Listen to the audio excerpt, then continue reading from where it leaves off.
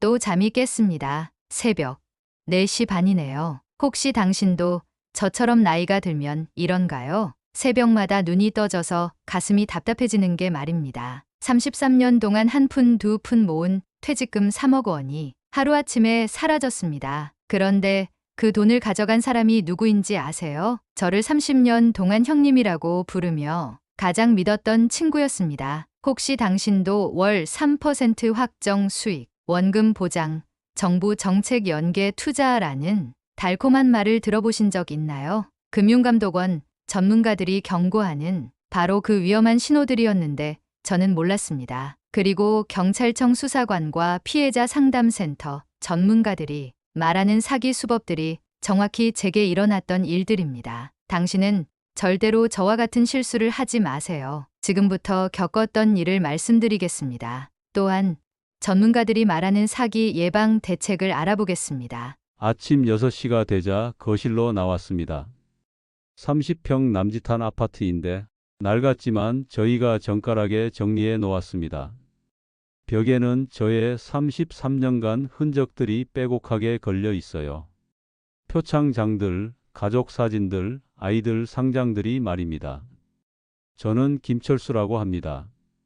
올해 66살이고요. 작년 2월까지 33년간 시청에서 일했습니다.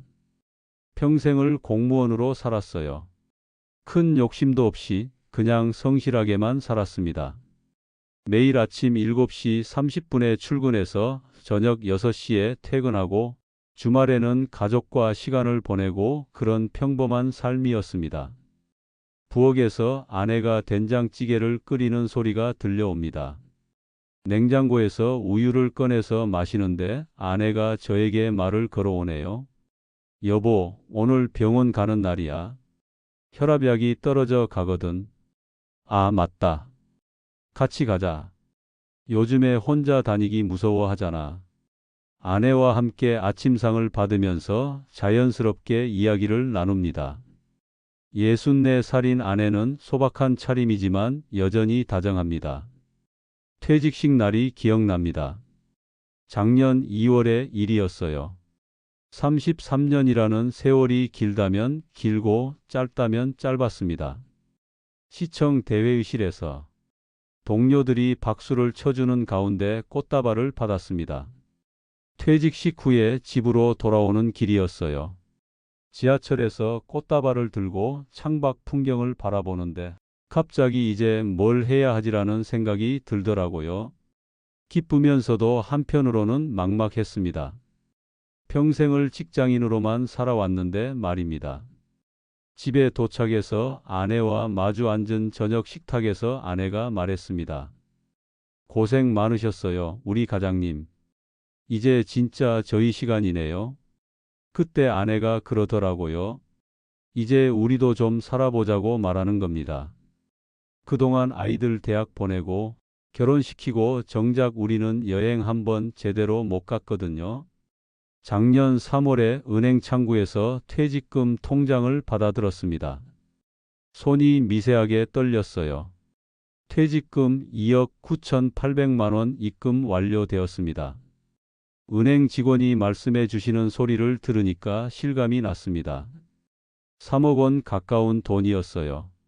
제 평생 본 돈 중에서 가장 큰 액수였습니다. 월급은 매달 나가니까 실감이 안 났는데 이렇게 통장에 한꺼번에 있으니까 말로 표현할 수가 없는 기분이었습니다. 집으로 돌아와서 아내와 함께 통장을 봤어요. 두 사람 모두 신기한 듯이 숫자를 바라봤습니다. 여보, 이게 정말 저희 돈이에요? 아내가 물어보니까 답해 주었습니다. 33년 동안 한 푼, 두 푼 모은 거예요. 야근 수당, 성과급, 보너스 아껴가면서 모은 돈입니다. 그날 밤에 거실 탁자 위에 여행 팜플릿들을 펼쳐놓고 아내와 계획을 세웠습니다. 제주도, 부산, 설악산, 경주 팜플릿들이었어요. 제주도 한 달 살기, 부산 바다 구경하기, 설악산 단풍 구경하기들이 아내가 평생 가보고 싶어 했던 곳들이었습니다. 여보, 제주도에서 한 달 살면 얼마나 좋을까요? 바다 보면서 산책하고 맛있는 것도 드시고 말이에요. 아내가 팜플릿을 보면서 환하게 웃는 모습을 보니까 마음이 따뜻해졌습니다. 그때만 해도 모든 게 완벽해 보였어요. 건강도 나쁘지 않고 돈도 있고 아내도 있고 이제 정말 저희 인생이 시작이구나 싶었습니다. 창밖으로는 3월의 따스한 햇살이 비쳐 들어왔어요. 베란다 화분의 꽃들이 봄을 맞아서 새싹을 틀어 올리고 있었습니다. 저와 순이가 손을 잡고 앉아 있는 모습이 평화로워 보였습니다. 하지만 그 평화로운 시간은 그리 오래가지 않았습니다. 그렇게 평화로운 일상을 보내던 어느 날이었습니다. 4월 중순쯤이었을 거예요. 점심을 먹고 있던 아내와 함께 거실에서 TV를 보고 있었는데 갑자기 휴대폰이 울렸습니다. 화면을 보니까 영수라는 이름이 뜨더라고요. 박영수 말입니다. 어릴 때부터 같은 동네에서 자란 30년 지기 친구예요. 저희가 어렸을 때 같은 골목에서 살았거든요. 함께 학교를 다니고 군대도 비슷한 시기에 갔다 왔고 결혼도 비슷한 나이에 했습니다. 서로의 결혼식에서 축사도 해주고 그런 사이였어요. 여보세요, 영수야? 철수 형님, 안녕하세요? 오랜만입니다. 영수는 저보다 1살 어린 친구인데 어릴 때부터 예의가 바른 친구였어요. 사업 감각도 뛰어났고요. 저는 평생 공무원으로 살았지만 영수는 일찍부터 사업을 시작했습니다. 부동산 쪽으로 꽤 성공했다고 들었어요. 몇 년 전에 만났을 때 외제차도 타고 있었고 강남에 사무실도 있다고 하더라고요. 형님, 퇴직하셨다고 들었습니다. 축하드려요. 정말 고생 많으셨어요. 고맙다. 그런데 너는 어떻게 지내니? 요즘 사업은 어때? 덕분에 잘 되고 있습니다. 그런데 형님, 시간 되실 때 한번 만나서 이야기 좀 나눴으면 좋겠는데요. 형님께 좋은 소식이 하나 있거든요. 좋은 소식이라고 하니까 궁금했습니다. 영수는 원래 말을 함부로 하는 친구가 아니었거든요. 신중하고 계산적인 면이 있어서 괜히 허풍을 떠는 그런 친구가 아니었어요. 그래, 언제 만날까? 이번 주 금요일 어떠세요? 제가 형님 집 근처 카페로 갈게요. 그렇게 약속을 잡았습니다. 아내에게 말했더니 아내도 좋아하더라고요. 영수를 좋아하거든요. 예전에 우리 집에 놀러 와서도 아내한테 항상 정중하게 인사를 하고 그랬으니까요. 금요일이 되어서 약속한 카페로 갔습니다. 집에서 걸어서 10분 정도 거리에 있는 조용한 카페였어요. 영수가 먼저 와 있었습니다. 정장을 말끔하게 차려입고 앉아 있더라고요. 예전보다 더 잘 차려입은 것 같았어요. 형님, 여기 앉으세요. 커피 드릴까요? 고맙다. 아메리카노로 주문해줘. 영수가 커피를 주문하고 나서 이야기를 시작했습니다. 먼저 제 퇴직을 다시 한번 축하해주고 그동안 어떻게 지냈는지 안부를 물어봤어요. 저도 영수의 근황을 물어봤고요. 형님, 이제 진짜 인생이 시작이시네요. 33년 동안 정말 고생 많으셨어요. 그런데 영수야, 내가 말한 좋은 소식이 뭐니? 영수가 잠깐 주위를 둘러보더니 몸을 앞으로 기울이면서 말을 시작했습니다. 형님, 퇴직금 많이 받으셨죠? 3억 원 정도 되실 거예요. 어떻게 알았는지 정확한 금액까지는 아니어도 비슷하게 맞춰서 깜짝 놀랐습니다. 공무원 퇴직금이 대략 얼마인지 계산해 본 모양이에요. 그런데 형님, 그 돈을 그냥 은행에만 넣어 두실 건가요? 요즘 은행 이자가 얼마나 되는지 아세요? 1년에 3%도 안 돼요. 3억 원을 넣어봤자 1년에 800만 원 정도밖에 안 나와요. 맞는 말이었습니다. 저도 그 생각을 하고 있었거든요. 은행에만 넣어두기에는 이자가 너무 적었어요. 그래서 말인데요. 형님께 정말 좋은 기회를 소개해 드리고 싶어서 연락드린 거예요. 무슨 기회? 제가 운영하고 있는 부동산 펀드가 있거든요. 정말 안전하고 수익성도 좋은 투자처예요. 그때부터 영수가 본격적으로 설명을 시작했습니다. 자신이 운영하는 회사에서 부동산 개발 사업을 하고 있는데 투자자들로부터 돈을 모아서 땅을 사고 건물을 지어서 분양하는 사업이라고 했어요. 정부 정책상 부동산 가격이 계속 오를 수밖에 없고 특히 자신들이 투자하는 지역은 개발 호재가 많아서 확실한 수익을 보장할 수 있다고 했습니다. 형님, 저희가 투자하는 건 서울 외곽 신도시 쪽이에요. 정부에서 발표한 신규 개발 계획에 포함된 지역이거든요. 땅값이 오를 수밖에 없는 구조예요. 영수가 가방에서 서류들을 꺼내서 보여줬습니다. 정부 발표 자료라고 하는 것들과 회사 소개서, 그리고 기존 투자자들의 수익 현황이라고 하는 표들이었어요. 보기에는 근사해 보였습니다.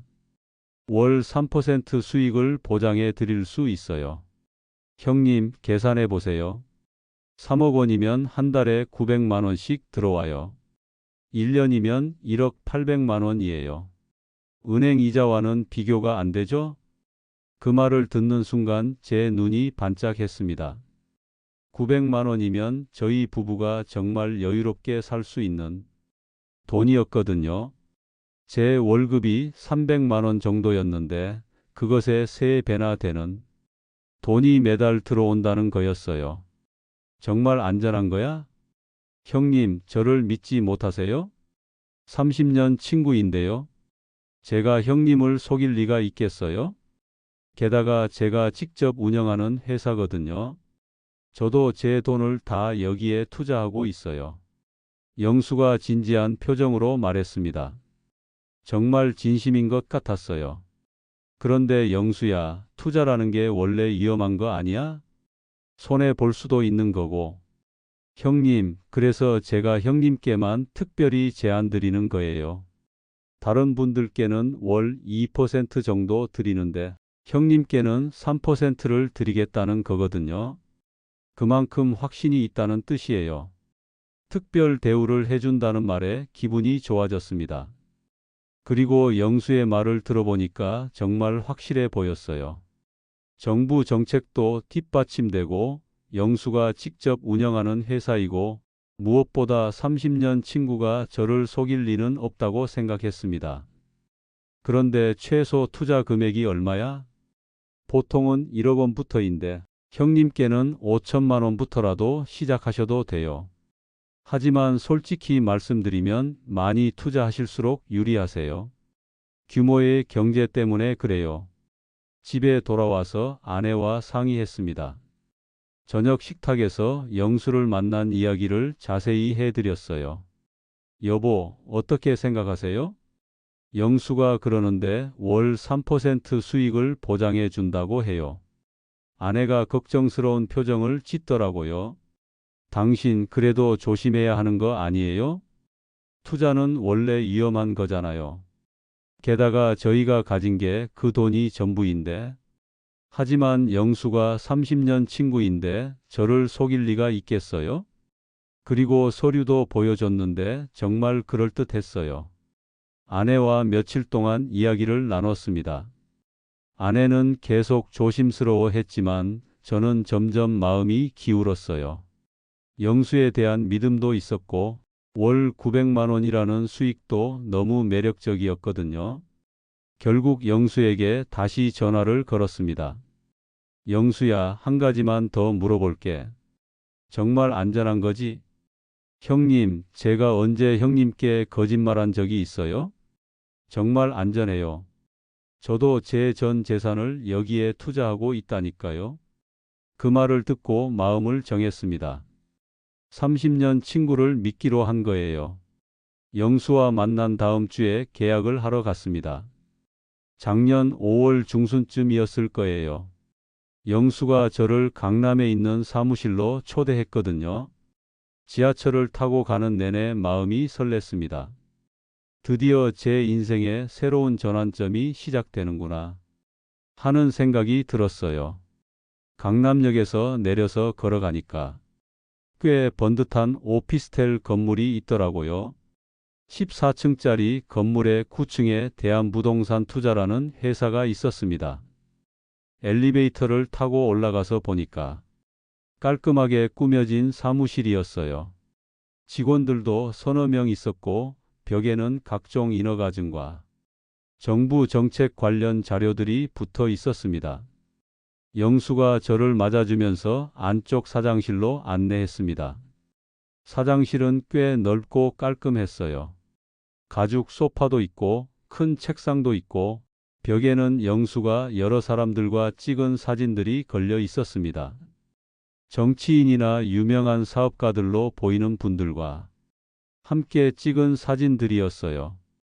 영수가 서류 뭉치를 꺼내서 보여줬습니다.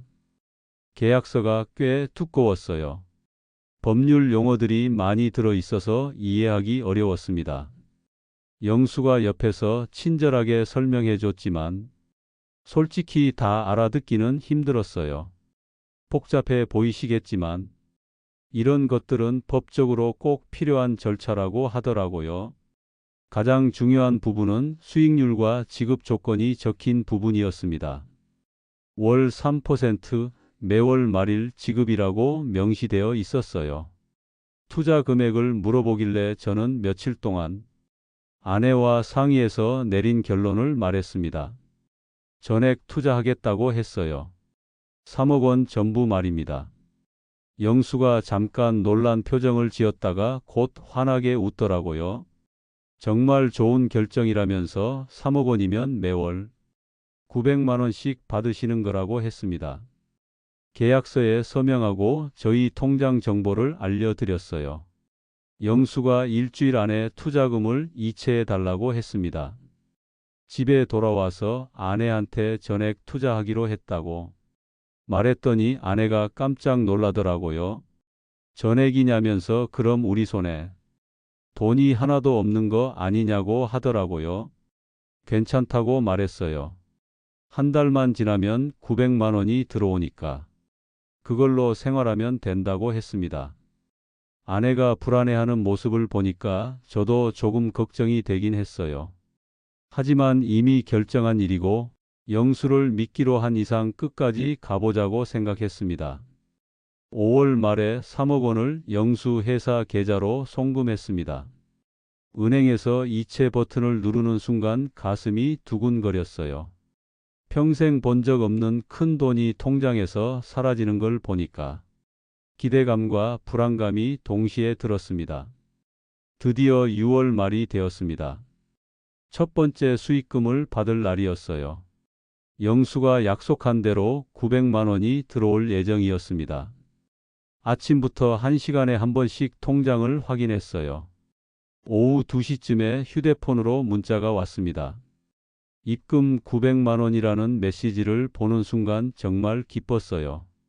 아내를 불러서 함께 통장을 확인했습니다. 정말 들어왔다고 하니까 아내도 기뻐하더라고요. 영수 말이 맞았다고 하면서 말입니다. 그날은 정말 기분이 좋았어요. 오랜만에 외식을 했습니다. 근처 갈비집에서 맛있는 저녁을 먹고 손자 손녀들에게 용돈도 10만 원씩 줬어요. 7월에도 마찬가지였습니다. 정확히 900만 원이 들어왔어요. 이제 좀 안심이 되더라고요. 아내와 함께 여행 계획도 세웠습니다. 8월에는 부산으로 바다 구경을 가기로 했어요. 8월 초에 부산 여행을 다녀왔습니다. 정말 좋았어요. 오랜만에 아내와 단둘이 떠나는 여행이었거든요. 해운대 바다를 보면서 산책도 하고 자갈치 시장에서 회도 드시고 감천문화마을도 구경했습니다. 아내가 정말 행복해하는 모습을 보니까 투자를 잘했다는 생각이 들었어요. 이런 여행을 왜 진작 안 했을까요? 하면서 정말 좋다고 하더라고요. 앞으로는 자주 다닐 수 있을 거라고 말했어요. 매달 900만 원씩 들어오니까 말입니다. 부산에서 돌아온 후에도 한동안 여행의 기쁨에 빠져 있었습니다. 하지만 8월 말이 되어도 수익금이 들어오지 않았습니다. 처음에는 며칠 늦는 건가 싶었어요. 하지만 사흘, 나흘이 지나도 소식이 없었습니다. 영수에게 전화를 걸었어요. 이번 달 수익금이 아직 안 들어왔다고 하니까. 영수가 정말 죄송하다고 하더라고요.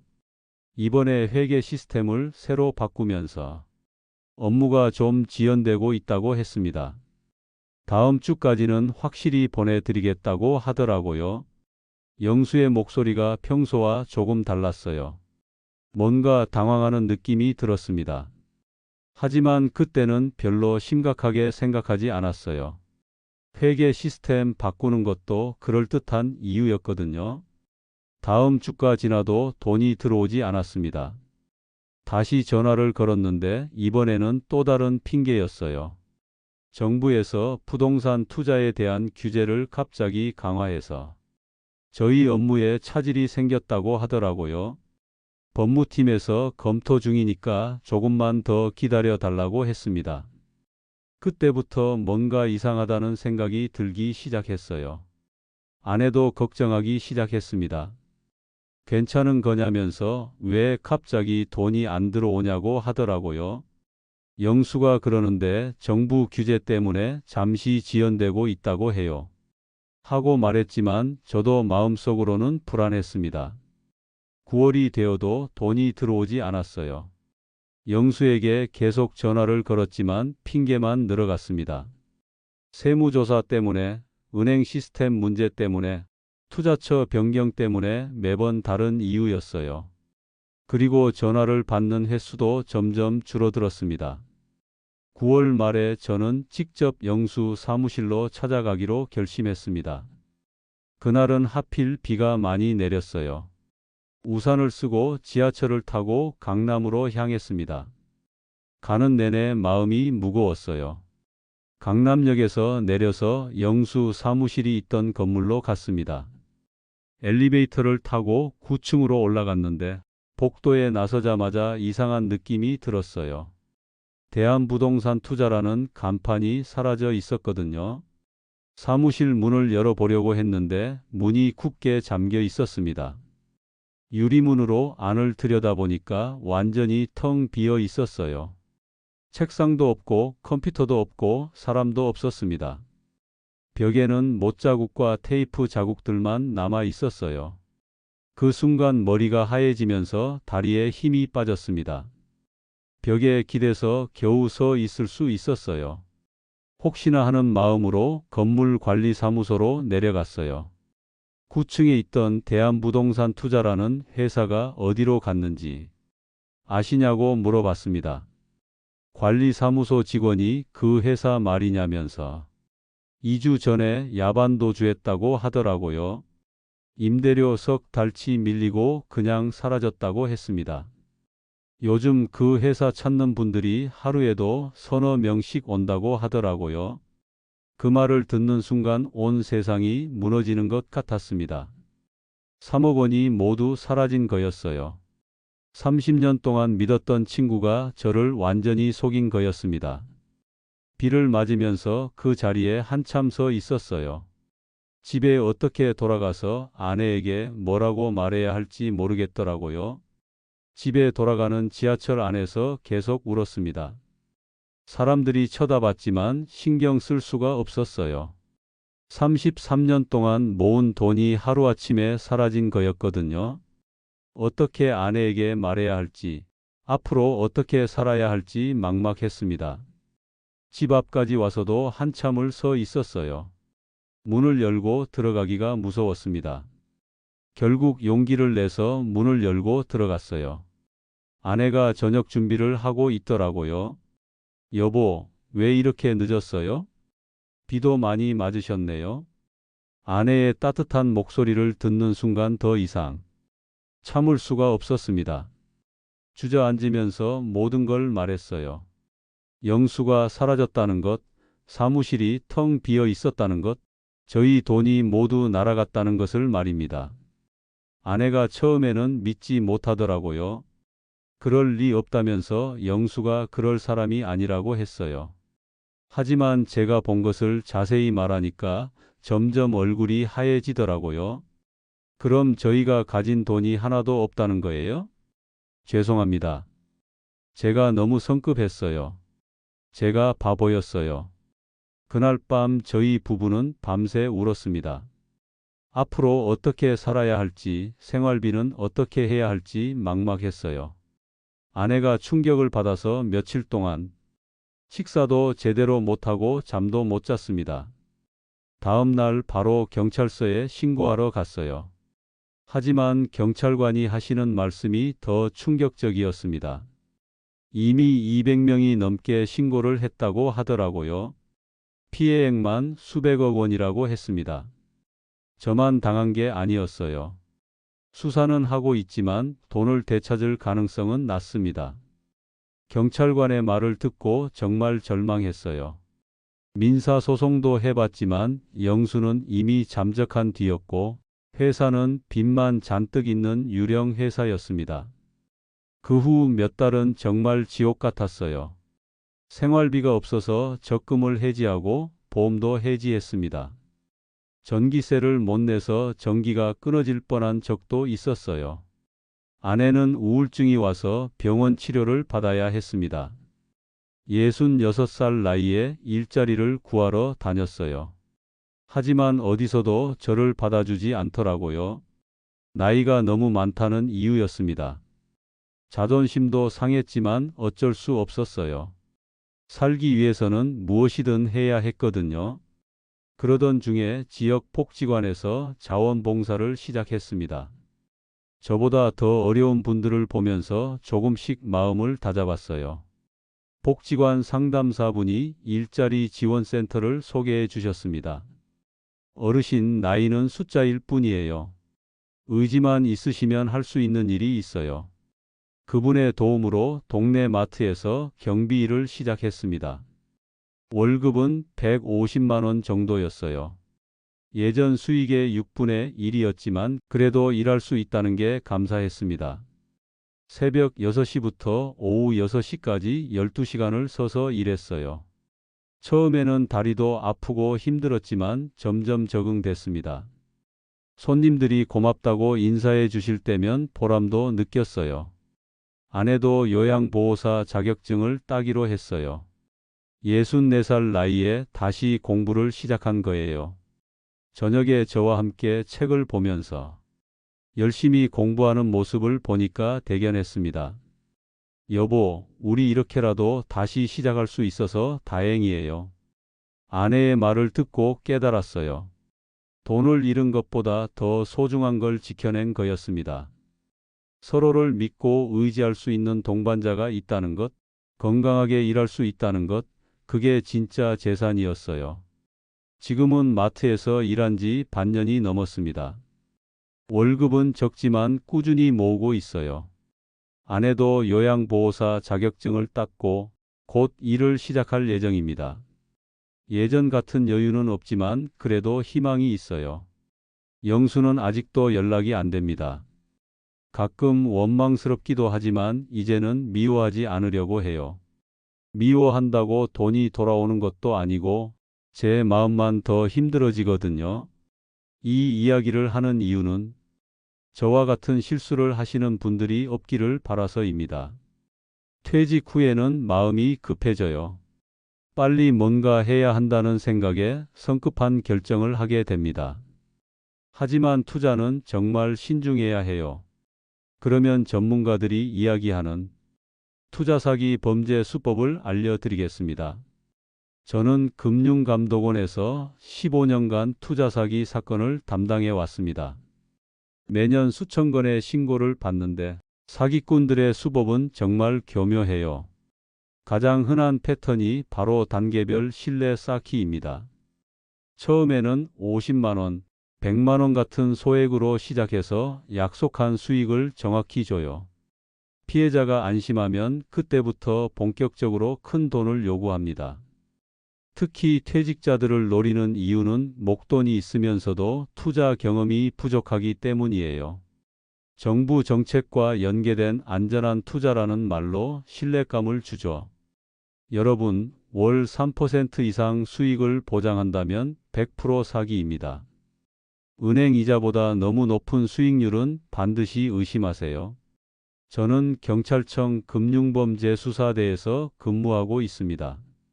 현장에서 10년 넘게 이런 사건들을 수사해 보니까 사기꾼들의 조직이 정말 치밀해요. 영업팀, 관리팀, 해수팀으로 완전히 역할을 나눠서 운영합니다.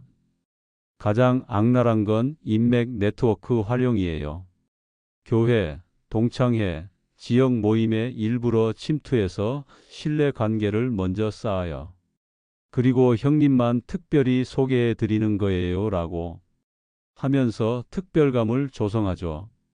실제로 검거해 보면 피해자가 수백 명씩 되는데 모두 같은 말을 들었거든요. 또 하나는 시간 압박입니다. 이번 주까지만 특별 조건이라고 하면서 충분한 검토 시간을 주지 않아요. 여러분, 급하게 결정하라고 하면 일단 의심하세요. 저는 투자사기 피해자 상담센터에서 5년째 상담사로 일하고 있습니다. 매일 울면서 전화하시는 분들을 만나는데 정말 마음이 아파요. 피해자분들이 공통적으로 하시는 말이 나는 원래 조심스러운 사람인데 왜 속았을까예요. 사기꾼들이 가장 잘 활용하는 게 바로 확신 편향입니다. 처음에 작은 수익을 주면서 역시 내 선택이 옳았어라고 생각하게 만들어요. 그 다음에는 이미 여기까지 왔는데 그만둘 수 없어라는 매몰 비용 심리를 이용하죠. 특히 퇴직하신 분들은 자녀에게 부담 주기 싫다는 마음 때문에 혼자 결정하시는 경우가 많아요. 하지만 그게 더 큰 화를 불러와요. 아무리 믿을 만한 사람이라도 투자 이야기가 나오면 반드시 가족과 상의하세요. 끝까지 함께해 주셔서 감사합니다. 구독과 좋아요는 큰 힘이 됩니다. 더 많은 감동을 위해 노력하겠습니다. 당신의 하루가 특별한 이야기로 가득하시길.